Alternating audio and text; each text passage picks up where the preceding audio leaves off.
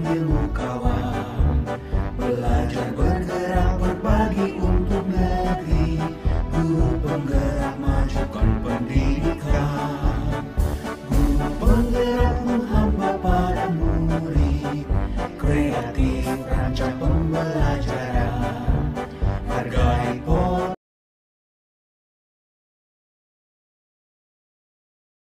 Assalamualaikum warahmatullahi wabarakatuh.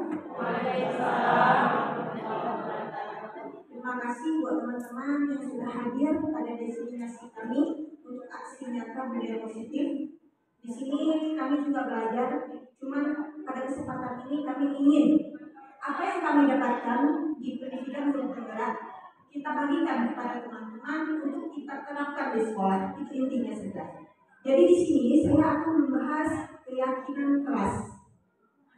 Kalau dulu itu kerap kita dengar dengan kata peraturan, ya itu kayaknya kesannya ekstrim.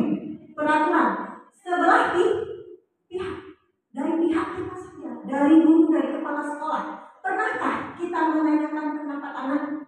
Bagaimana? Apa yang kalian mau?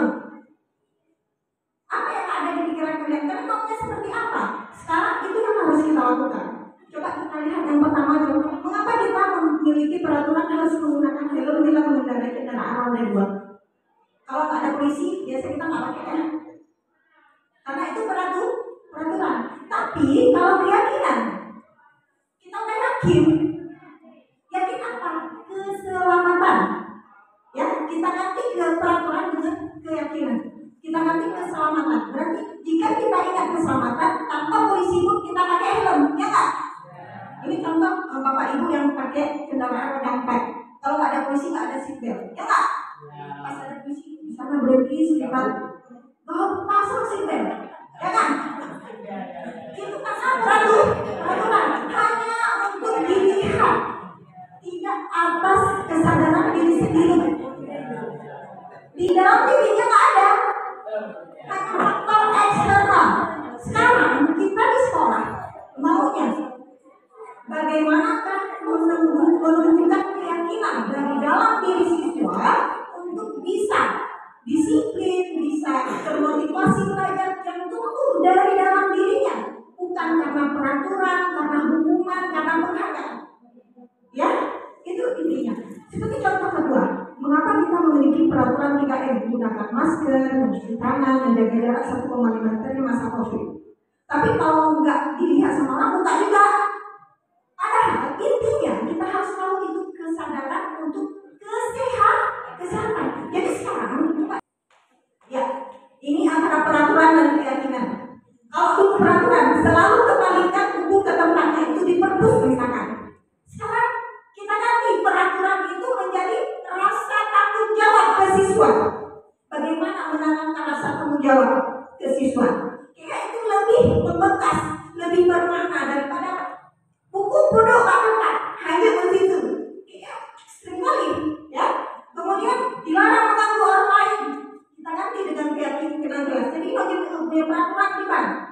Keyakinan kelas yang diharapkan dari pendidikan guru penggerak di mana? Nyodahno yang diharapkan, yang jamur. Yang jamur tabah jangan pulang ini oleh berupa pendidikan yang baru. Yang kalau itu, yang masa lalu loh.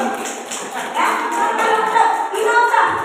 Ya, yang berpakai keyakinan kelas. Keyakinan kelas. Semua ada sebutan lebih beragam dihujat dari ibu killer. Tapi sekarang banyak. Ya, jadi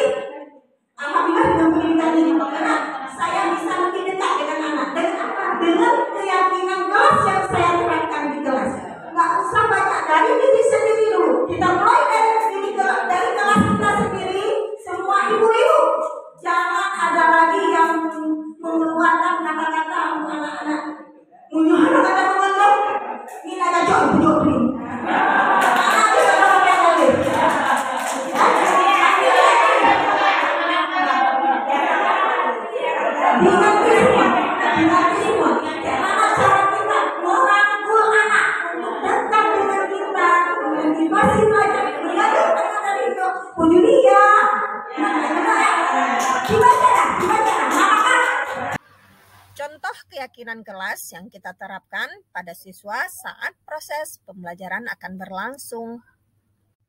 Di sini, saya membuat keyakinan kelas saat akan berlangsungnya praktik eksperimen proyek IPAS, yaitu membuat es krim putar untuk materi, zat, dan perubahannya.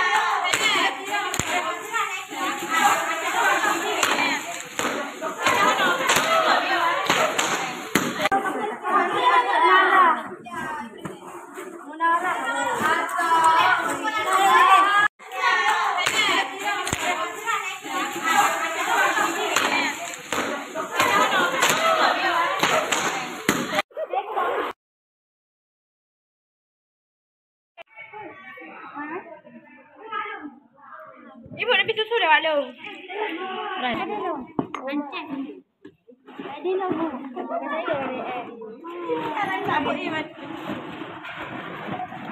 Ibu lupa. Allah. Macam dah? Jawab. Lupa apa? Ibu juga. Ini kalau hampir memandu. Ibu Itu baru pegang. Mana jauh dah yang weh.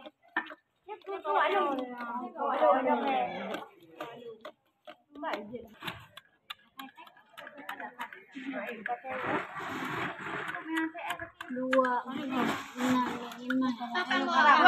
Saya 5 merau tak? Mahu. Tuang dekat ha.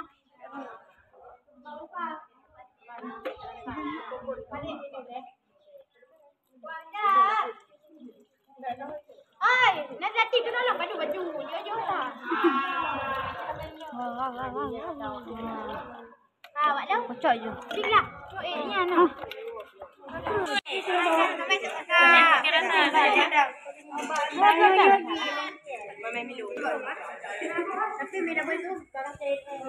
Kalau kasih.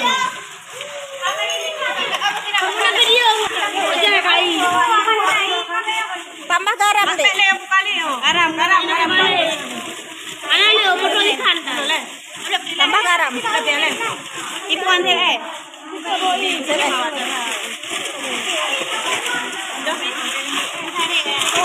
Hai, baik bu, mian bu dah.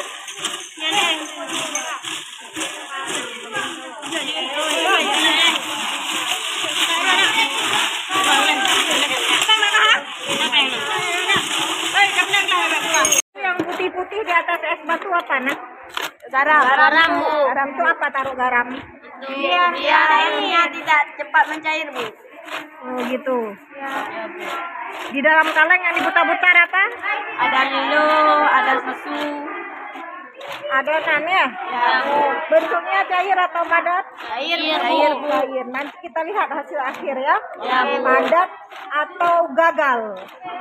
Kalau nggak padat berarti Gagal. gagal. Kita lihat hasil kelompok kalian.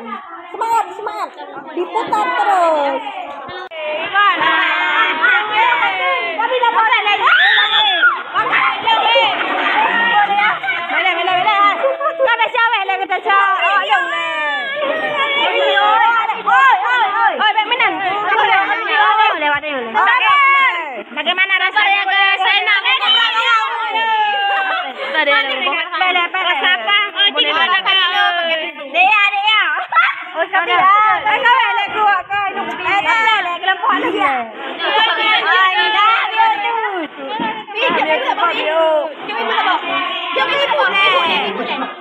Rasa apa? Rasa Milo, Bu. Bukan durian. Ibu, apa, Bu? Yang apa? Ada berapa? Lampu home, Bu. Apa, Bu? Lampu berapa? Lampu berapa? Lampu berapa? Oh, dia baca. Lampu 7. Lampu 5. Ayo, siapa ya?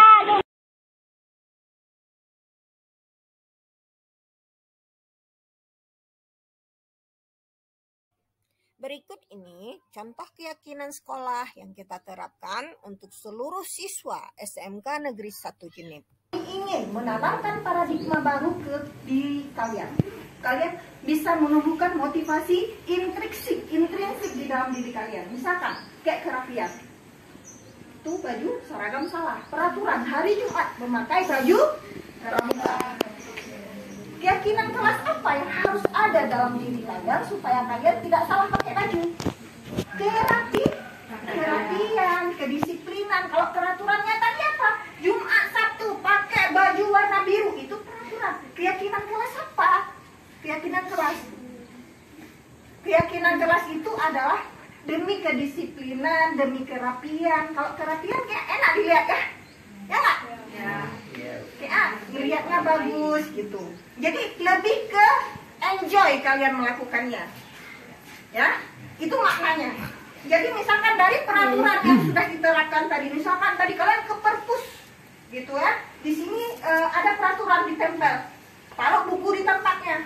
Tapi kalian nggak ada motivasi intrinsik di dalam diri kalian. Nggak akan kalian taruh. Kalau nggak dilihat nggak ada Bu Jakia, kalian nggak akan taruh. Ya nggak? Nggak akan taruh, saya janji. Pasti nggak akan ada yang taruh. Pasti berserak. Kalau nggak ada petugas yang mengontrol. Tapi kalau kalian punya keyakinan di dalam diri kalian, itu ada rasa tanggung jawab. Kalau saya sudah ngambil, berarti saya harus membalikan ke tempatnya. Ya, itu keyakinan. Jadi di sini ada dua kalian. Misalkan dari peraturan apa tadi yang sudah diceritakan oleh Pak Ito. Sekian peraturan telah ditempel di sekolah. Ya. Ada di papan-papan, ada di mading, itu peraturan. Sekarang dari dalam diri kalian, keyakinan apa yang bisa kalian keluarkan dari dalam diri kalian untuk kalian tulis di kertas sebagai unek-unek atau curhat kalian atau keinginan pribadi kalian secara intrinsik, bukan faktor eksternal karena bapak kepala sekolah, karena wali kelas. Sekarang kalian tulis keyakinan di dalam diri kalian supaya kalian sukses belajar, sukses menjadi anak yang disiplin, mandiri, punya motivasi, semangat yang tinggi. Saling menghormati, menghargai orang lain dan diri sendiri, tanggung jawab, menjaga keselamatan, misalnya kan, menjaga kesehatan. Nah ini contoh peraturan dan keyakinan kelas. Misalnya peraturan yang kita buat tadi adalah selalu mengembalikan buku ke tempatnya. Apa nilai baiknya? Nilai baik itu disebut dengan keyakinan. Apa nilai baik yang tumbuh dari diri kita supaya kita mau melaksanakan peraturan ini? Nilai baiknya adalah tanggung jawab. Kita kalau tumbuh tanggung jawab dari diri kita, dengan aturan ini kita nggak diatur, nggak ada peraturan pun kita lakukan, gitu kan? Kemudian apalagi contohnya, dilarang mengganggu orang lain. Di sini tadi nggak ada yang tulis ya, dilarang membuat ada mestinya. Nah itu apa nilai baiknya dari situ? Supaya kita nggak mengganggu orang lain, apa yang harus tumbuh dari diri kita? Yaitu kita harus menghormati orang lain. Kemudian hadir di sekolah 15 menit sebelum pembelajaran dimulai. Kalau kita tadi hadir ke sekolah 7.30 ya. Berarti apa nilai baik keyakinan kita? Menghormati orang lain dan berkomitmen. Ya kan? Kemudian apa lagi? Dilarang melakukan kekerasan. Apa nilai yang baik supaya kita nggak melakukan itu? Tentu saja kita harus punya keyakinan tentang keselamatan. Kalau kita lakukan kekerasan kan artinya kita enggak mengutamakan keselamatan baik untuk diri sendiri maupun orang lain. Keselamatan menghormati orang lain. Kemudian apalagi dilarang menggunakan narkoba. Itu nilai baiknya apa? Menjaga kesehatan diri kita sendiri. Kemudian bergantian atau menunggu giliran, antri maksudnya nih. Kalau aturan antri itu nilai baiknya apa? Atau keyakinan kelasnya? Iya, menghormati orang lain dan nilai kesabaran. Menggunakan masker itu waktu zaman COVID kemarin ya. Apa nilai baiknya supaya kita sadar memakai masker itu bukan karena larangan sekolah, tapi memang untuk menjaga kesehatan dan keselamatan diri sendiri dan orang lain juga. Kemudian yang terakhir, jangan berlari di kelas atau koridor. Biasanya nih untuk anak SD ya, kita masih lari-larian nggak ke kelas? Enggak, masih. Berarti belum ada nilai ini dong. Nggak mengetahui tentang keselamatan dan keamanan bagi diri sendiri dan orang lain. Mungkin saya ambil salah satu contoh di sini yang ada dibuat sama peserta tentang dilarang merokok di sekolah. Kira-kira apa nilai keyakinan kelasnya atau nilai kebaikan supaya kita nggak melakukan nggak merokok di kelas di sekolah? Menjaga kesehatan diri sendiri dan satu lagi apa? Menjaga keselamatan orang lain juga, karena kan yang menghisap yang dampaknya misalnya sampah puting rokoknya kita buang sembarangan, artinya kan membuat kenyamanan orang lain itu tidak nyaman dan tidak menjaga keselamatan orang lain. Kira-kira seperti itu. Ada lagi yang ditambah Bu? Udah ya? Udah. Jadi demikian ya. Mudah-mudahan dengan cara transformasi seperti ini, dengan teknik seperti ini kita lakukan di sekolah, mudah-mudahan peserta yang hadir di sini ini adalah peserta yang menerapkan peraturan sekolah dan menumbuhkan keyakinan dalam diri untuk peraturan sekolah. Artinya sudah memahami peraturan dan keyakinan kelas. Harapan kami adalah kalian yang sudah hadir di sini menjadi agen-agen perubahan untuk penerapan budaya positif di sekolah, ya.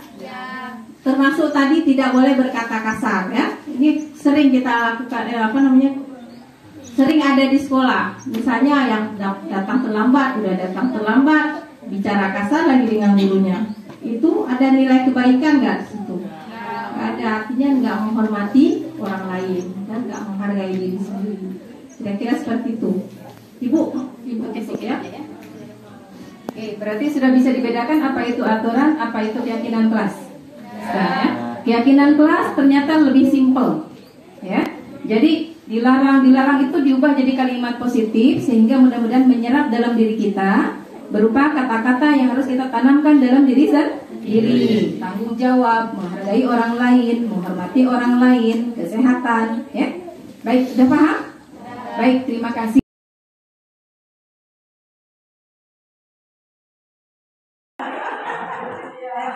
Kebutuhan dasar manusia ada 5 kebutuhan dasar. Ayo bertanya siswa di kelas 5 untuk kebutuhan dasar. Yang pertama bertahan hidup.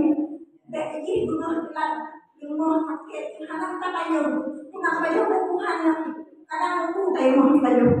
Tayo, makan, sakit-sakit kabe. Kadang na masalah ini, tayo beribadah nanti. Adanya kasih sayang merasa diterima, cinta kasih tayo sebagai seorang guru. Jangan menghardik, ya, jangan mengata-ngatai, tapi kita sayang tayo sama dengan siswa tayo. Artinya penguasaan kita, siswa kita, ya, ingin dikuasai, ingin tampil, ingin menguasai kelas. Suruh mereka tampil, ekspresikan diri mereka. Ada cara ada cara yang untuk laki-laki ini cara, padahal ini cara menyanyi, padahal ini cara menjoget, cara melukis. Tapi kan anaknya dan cara menempati bagaimana yang dengan baik. Anu lain mana? Tidak ada yang bebas. Apa yang? Yo pertahankan. Kita butuh di motor, ada pelajaran. Artinya kesenangan, ada roh bulan, ada senang. Yang senang yang bulan apa deh? Apa deh yang senang? Ada anak baik bijak, apa itu? Ada kebebasan. Jangan terlalu banyak peraturan. Terlalu banyak peraturan itu mengekang anak. Ya, maksudnya ada peraturan. Peraturan itu diganti dengan keyakinan dari keinginan mereka sendiri. Baik baru KDP, dari bangun tidur sampai tidur lagi kita DP. Ada kebebasan nggak buat anak? Anaknya itu sebenarnya. Apalagi kita SMK, anak-anaknya cenderung lebih aktif, anak bekerja. Ya, mereka bergerak terus. Anaknya tadi diam, berikan ruang untuk mereka mengekspresikan diri. Betul, karena guru yang ruang kita yang pelajaran ini video, lalu ember, lalu metron, lalu dalam bekas kaca, kok nanti menada dong. Kemudian berpakul dalam malam. Nanti itu di dalam, nanti dalam. Sampai ke lumpur ada murid lo. Hah? Betul, kamu lama berpakul buka ujian aja tuh ada berpakul ember tengok bareng. Pacaran tahu, ya? Oke, udah ya. Jadi demikian ya, mungkin hantaran dari itu lagi anggrek ya. Oke, silakan. Kalau ibu perlu bawa ember, drum dan segalanya, jangan di kelas, ibu dari tempat atau Oke. Oke, akan saya pertimbangkan. Baik. Ada lagi? Baik.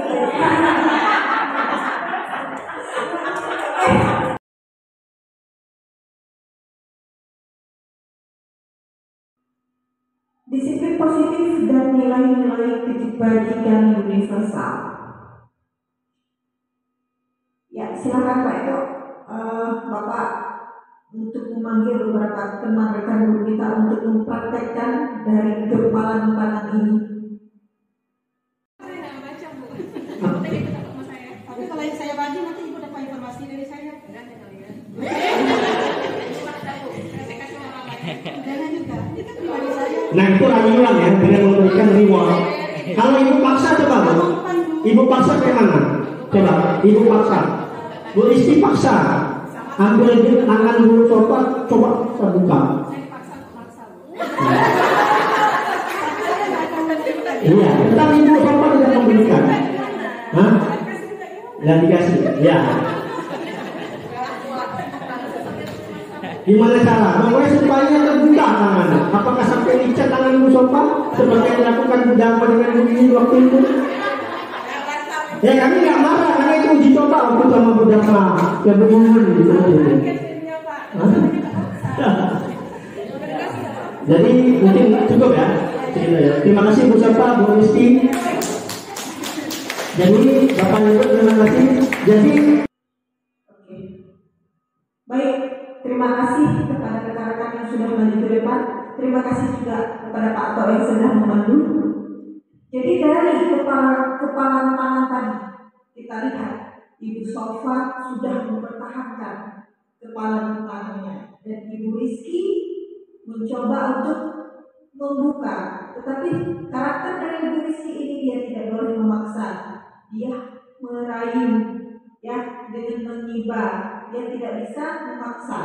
Jadi di sini beragam ya, menurut karakter kita masing-masing. Jadi intinya di sini sistem kontrol itu ada pada diri kita sendiri. Kalau kita guru, berarti kontrol siswa itu ada pada guru.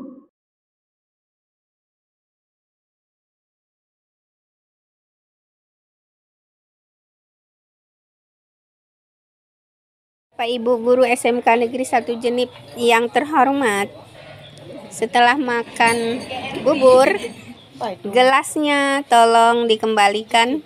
Oh, bukan dicuci kan? Ya, disimpan di dalam ember ini. Nah, di sini dikumpulkan di sini supaya nanti mudah waktu dicuci sudah terkumpul semua. Tidak berserakan di mana-mana. Begitu aja atas pengertiannya Bapak Ibu. Terima kasih.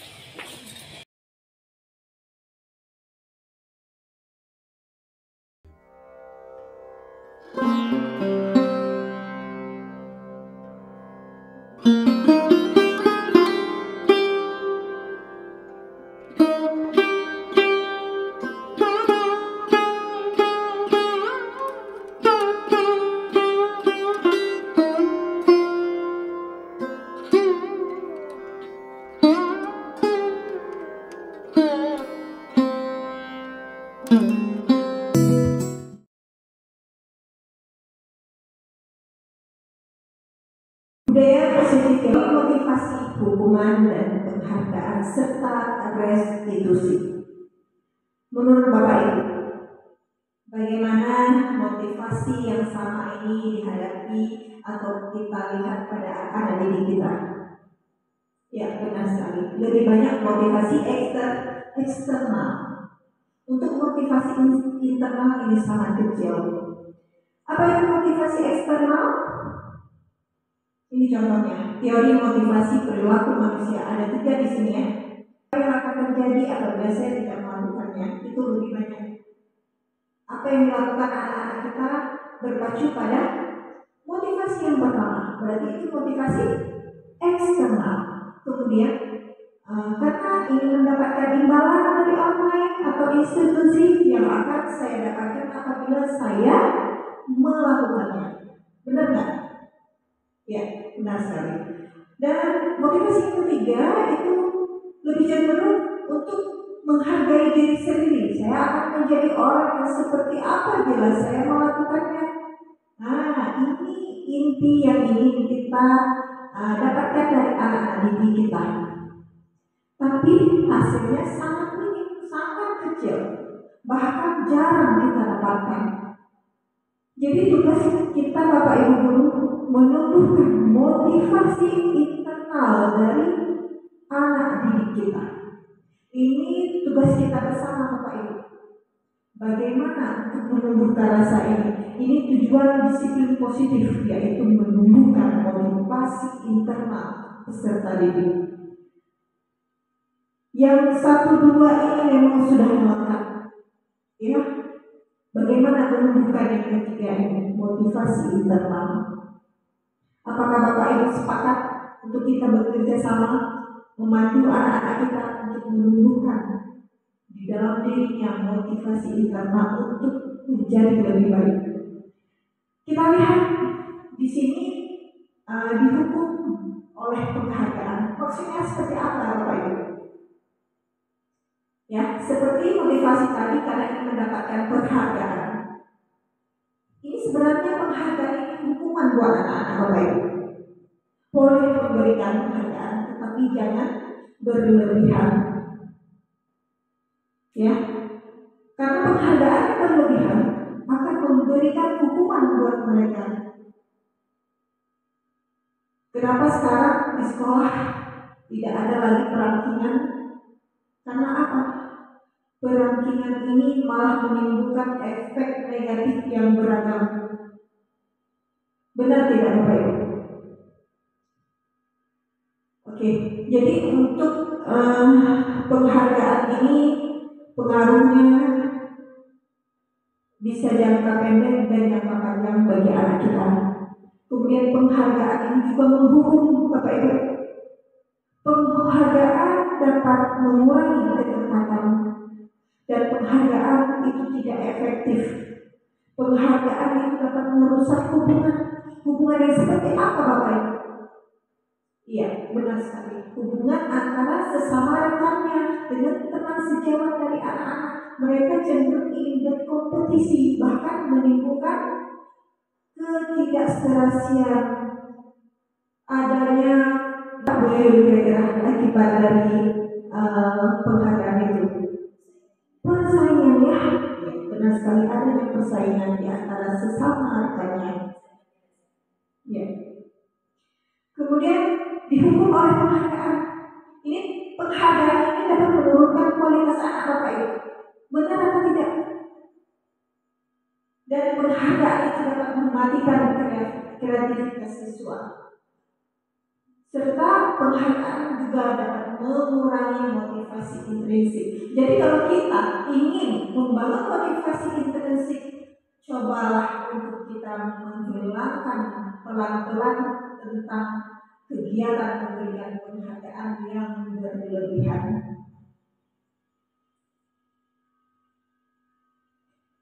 Coba Bapak Ibu kita lihat video berikut ini. Ini yang kita lakukan selama ini terhadap siswa kita ya Bapak Ibu. Kira-kira menurut Bapak Ibu, apa yang dirasakan anak-anak kita ketika mereka mengalami hal seperti ini?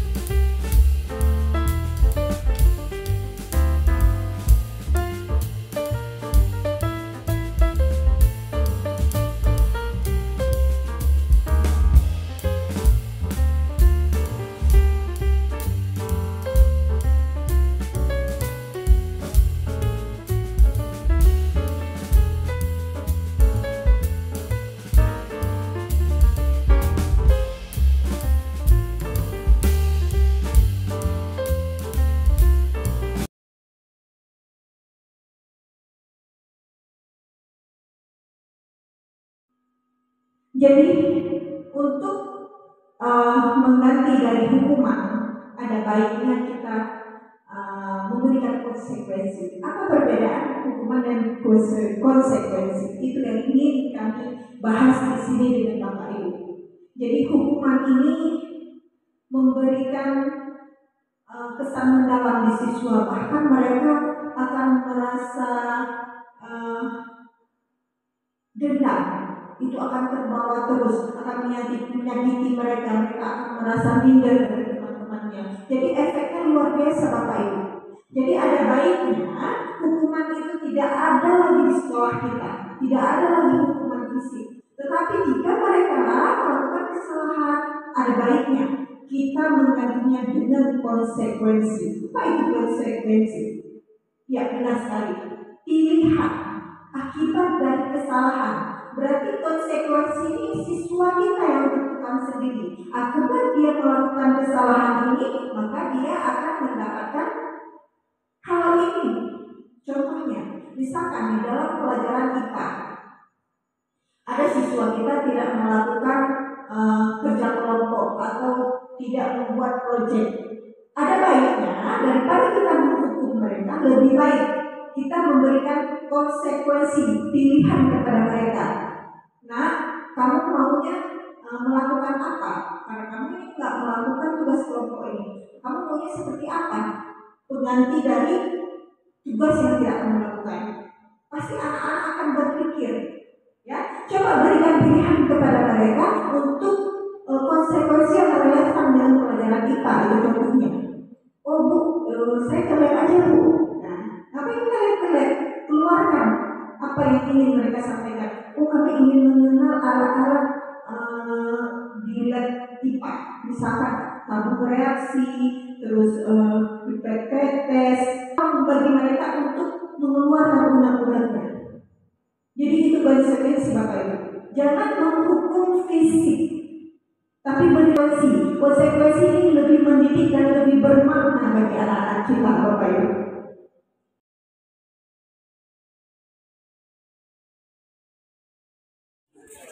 Puji syukur, marilah sama-sama kita panjatkan kehadirat Allah Subhanahu wa Ta'ala, yang mana oleh Allah telah memberikan kita sekalian kesehatan sehingga kita dapat berhadir pada perlombaan di pagi hari ini. Selanjutnya, sholawat dan salam, marilah sama-sama kita sanjungkan kepada Nabi besar Muhammad Sallallahu Alaihi Wasallam yang telah membawa kita dari panasnya mentari-mentari jahiliyah sehingga kini kita dapat merasakan kesejukan dan kedamaian di bawah naungan Islam. Penghormatan saya yang paling utama sekali kepada Bapak Kepala Sekolah dan juga kepada para dewan guru semuanya, dan juga yang paling teristimewa Nabi ahsani taqwim thumma radadnahu asfala safilin innal ladzina amanu wa 'amilus shalihati falahum ajrun ghairu mamnun.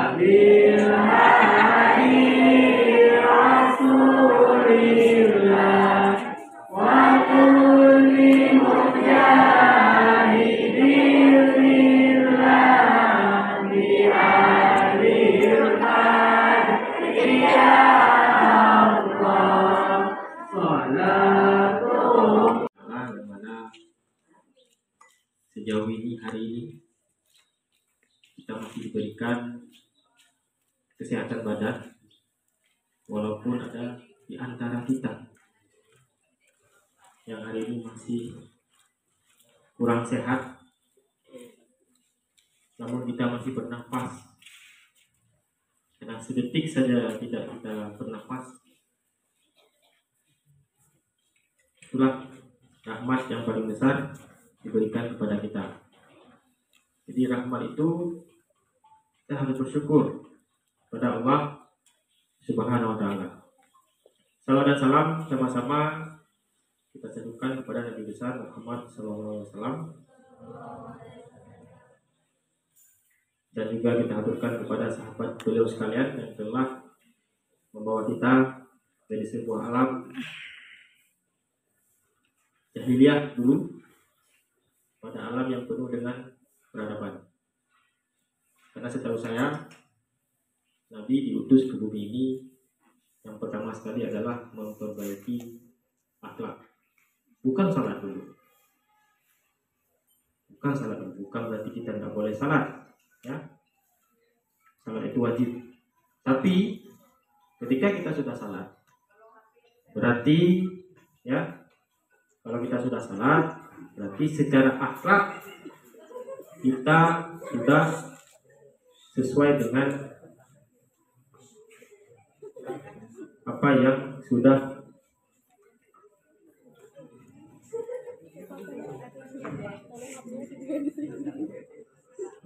sudah dibawa oleh Nabi Muhammad, yaitu adab.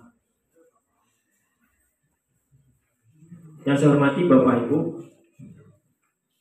guru yang hari ini sudah mendampingi taruna-taruni dalam rangka lomba puisi dan juga pidato. Jadi walaupun yang lomba itu segelintir siswa, namun tidak salahnya ya, yang tidak ikut juga menonton, melihat. Karena melihat, mendengar itu adalah salah satu cara belajar. Jadi belajar itu tidak hanya kami, untuk menunjukkan bakat minat pada warga sekolah. Hari ini kita mulai di sekolah. Mungkin suatu saat nanti kita akan berlomba di tingkat kecamatan atau lebih luas lagi di tingkat kabupaten. Kegiatan seperti ini sangat positif, tidak jelas apa maksud dan tujuan.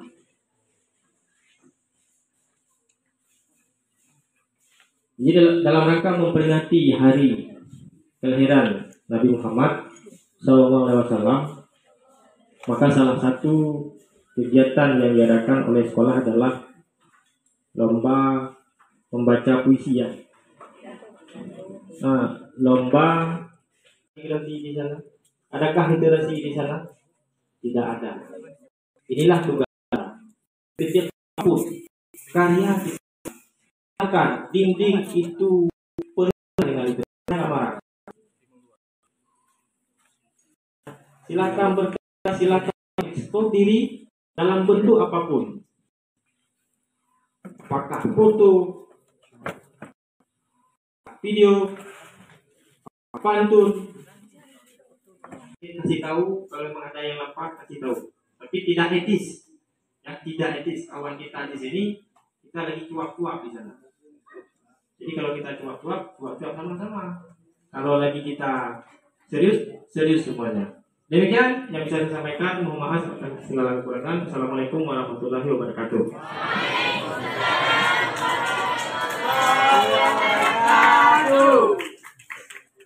Oleh Ketua Panitia Muhammad Irfan. Kepada Muhammad Irfan kami persilahkan. Ketua. Yang ngomong lah kau. Assalamualaikum warahmatullahi wabarakatuh.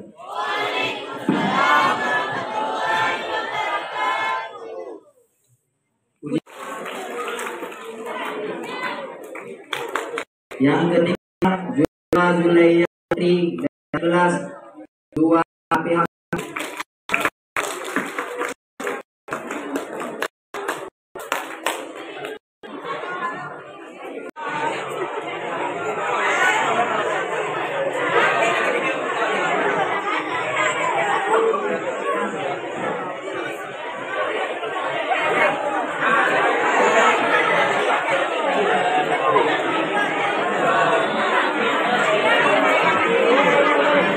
Mansyah.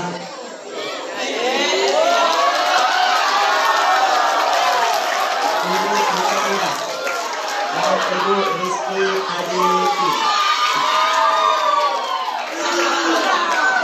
Juri perlombaan baca puisi oleh Ibu Duniati Yuwanika, Ibu Darwati dan Ibu Aziza.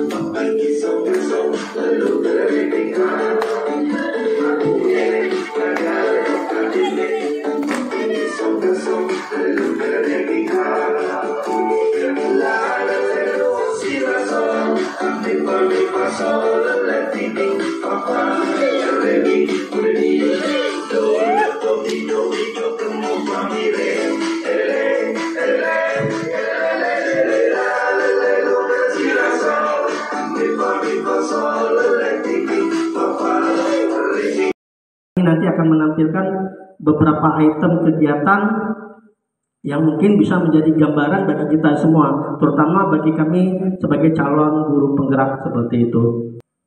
Kemudian pertanyaan pemantik, ini setuju atau tidak setuju, ini menurut Bapak Ibu. Jadi kami membuat 3 pertanyaan Bapak Ibu, yang mungkin ini pertanyaan yang sering kita lakukan kepada siswa kita. Yang pertama, hukuman dapat mendisiplinkan anak. Kira-kira Bapak Ibu setuju atau tidak setuju? Hah? Menurut Bapak Ibu, nggak apa-apa, kita relax aja Bu. Kita ini tidak perlu tegang dan kaku.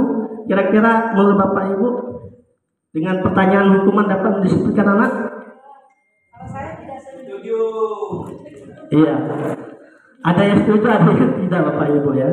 Tapi berdasarkan pengalaman dan pembelajaran yang sudah kami terima di modul 1, bahwa penghukuman terhadap disiplin terhadap anak itu bukan tidak boleh, tetapi harus bisa dihilangkan dengan memberikan hal-hal tanpa memberikan hukuman kepada siswa.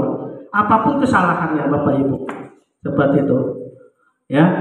Maka itu kita kadang kalau ada yang siswa yang telat, mungkin bahkan ada yang suruh nanti membersihkan ini kotoran atau apa. Seperti itu. Jadi kalau menurut pembelajaran calon guru penggerak itu harus dihilangkan. Jadi buatlah hukuman yang emang benar dan tidak menyebabkan si siswa itu menjadi trauma dan bahkan bisa saja dendam. Seperti itu. Mungkin selanjutnya pertanyaan kedua. Pemberian hukuman dengan hal positif seperti membaca atau membersihkan halaman sekolah dapat meningkatkan disiplin anak. Yang mana menurut Bapak Ibu? Setuju? Tidak setuju?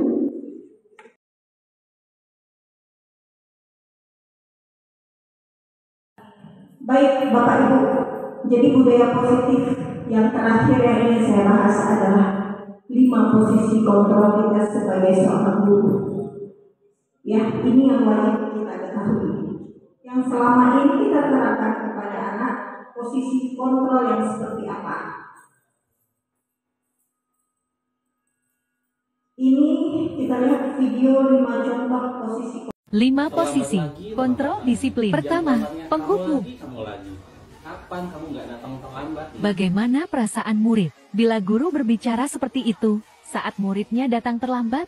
Kemungkinan murid marah dan mendendam atau bersifat agresif. Bisa jadi sesudah diingatkan untuk tidak terlambat, murid tersebut akan terlambat lagi, bahkan bisa jadi lebih buruk.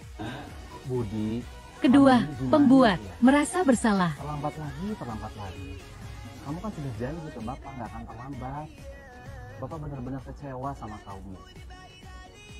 Iya Pak, maafkan saya sudah membuat kecewa Bapak. Bagaimana perasaan murid? Bila ditegur dengan cara ini, murid akan merasa bersalah. Bersalah telah mengecewakan ibu atau bapak gurunya. Murid akan merasa menjadi orang yang gagal dan tidak sanggup membahagiakan orang lain.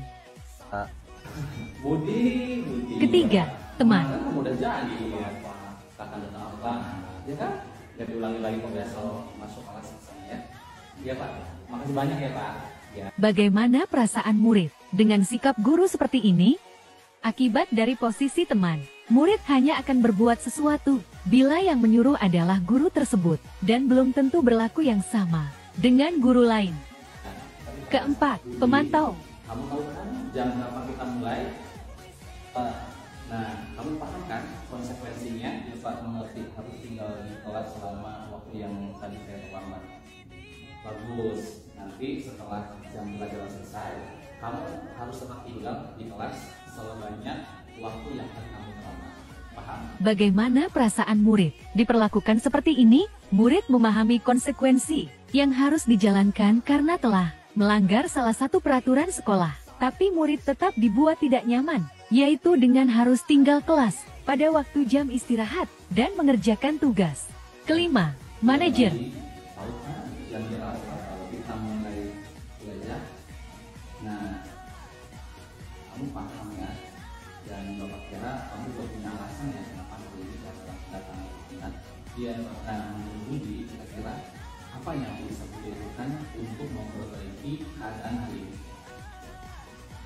Besok insya Allah saya akan membuka kondisi saya Pak.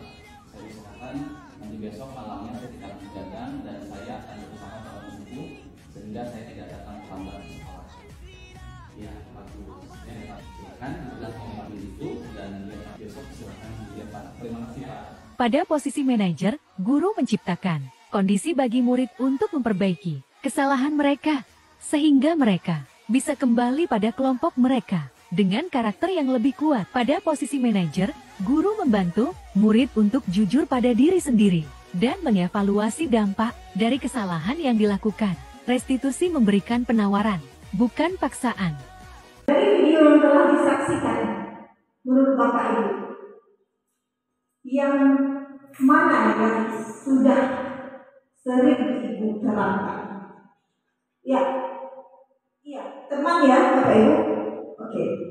Jadi dari kelima posisi kontrol ini yang terbaik yang disarankan oleh pendidikan yang telah kami jalani yaitu posisi manajer. Posisi manajer ini lebih kepada kita menggali dan mendapatkan semacam solusi dari permasalahan. Jadi ya, dari kelima posisi kontrol ini yang paling bagus adalah posisi manajer. Kita lihat di sini pertanyaannya. Saya kecewa sekali dengan kamu. Ini adalah salah satu posisi kontrol seorang guru yang membuat merasa bersalah buat anak. Kemudian yang kedua, kamu tidak pernah melakukannya. Kata-kata seperti ini kita telah menjadi seorang penghukum untuk anak didik kita. Kemudian yang ketiga, coba kita lihat, ayolah lakukan demi ibu bapak.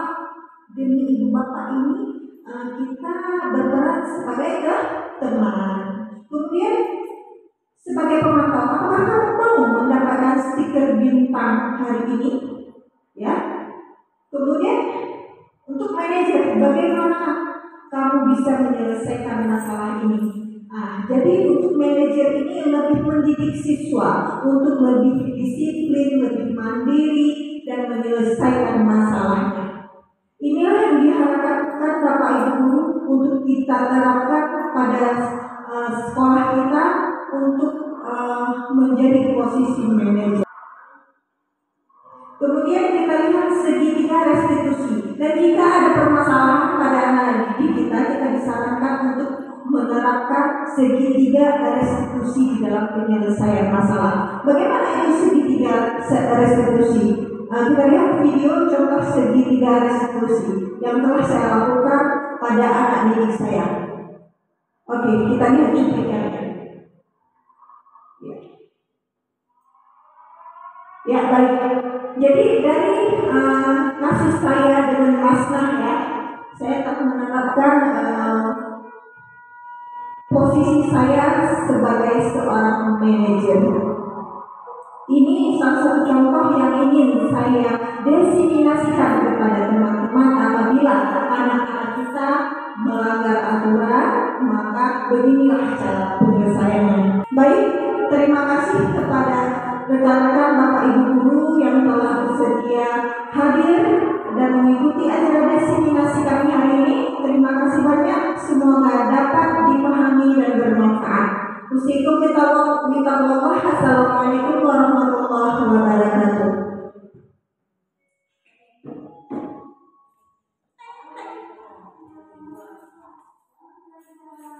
Kasus ponting kelas. Gimana kabarnya hari ini Mas Nah? Baik Bu, sehat. Sehat ya? Ada kendala nggak? Nggak ada Bu, aman.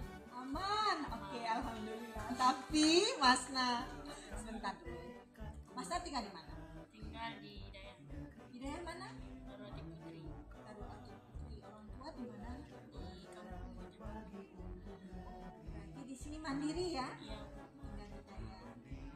dari Dayah jam berapa? Jam 7. Jam 7.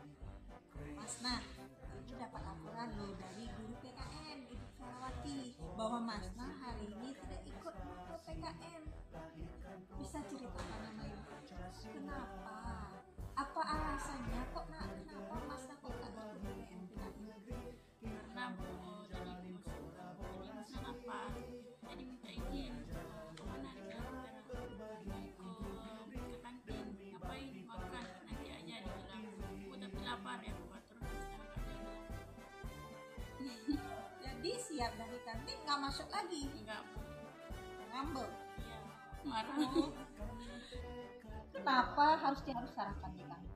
Karena Bu kan di Dayah habis subuh mau ngaji, jadi nggak sempat pergi mandi, nggak sempat masak, jadi di sekolah aja makannya, karena nggak sempat di Dayah. Di Dayah bangun jam berapa? Jam 5.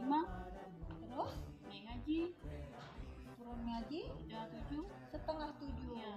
Mandi dah jam 7 nggak sempat masuk. Mandi di Dayah lancar atau ngantri? Ngantri ya, banyak orang mandi kita terakhir. Oh itu kendalanya. Jadi kan berarti Mas Nah tidak sarapan di Dayah memang ada alasannya. Berarti karena Mas Nah nggak sempat masak. Iya. Ngaji turun lambat. Oke. Jadi setiap orang pernah melakukan kesalahan, baik itu Mas Nah maupun Ibu.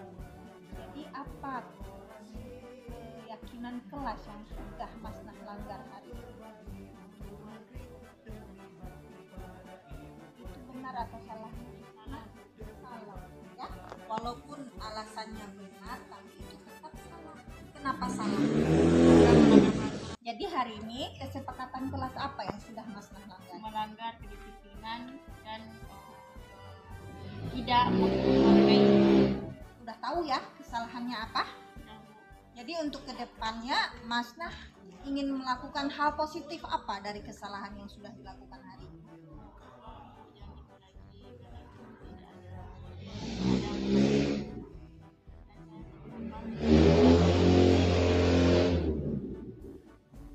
Terus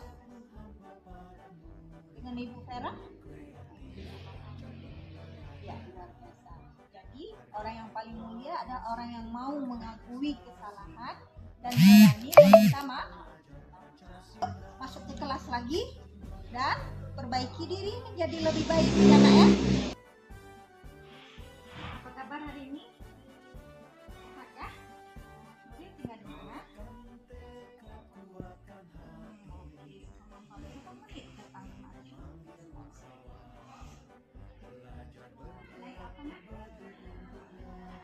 Motor. Nuril, anak keberapa?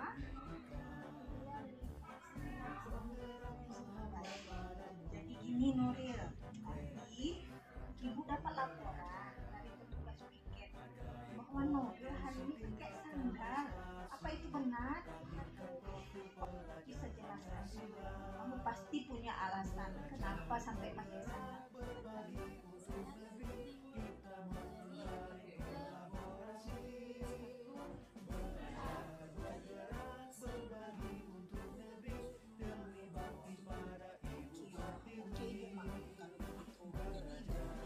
Nggak tahu kenapa Novi pakai sandal ya. Kenapa kamu pakai sandal hari ini?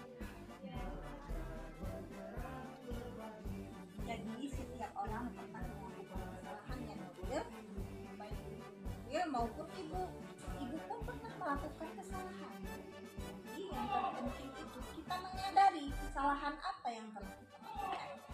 Keyakinan kelas apa yang sudah Nuril langgar Nak?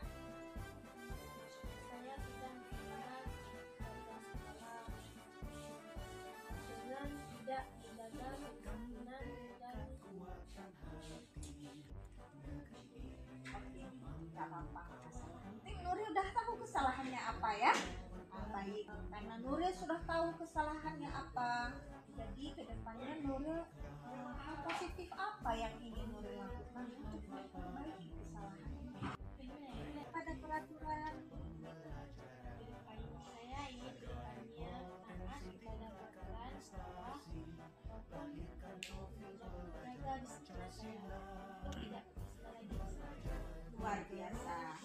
kasih Nuril sudah mau cerita curhat sama ibu tentang kendala yang kamu alami hari ini. Ya, semoga kakinya lekas sembuh ya nak ya. Oke, terima kasih banyak. Silahkan kembali ke kelasnya. Cukup sekian dari saya, mohon maaf. Kalau punya salah-salah kata, assalamualaikum warahmatullahi wabarakatuh. Guru penggerak. Tergerak.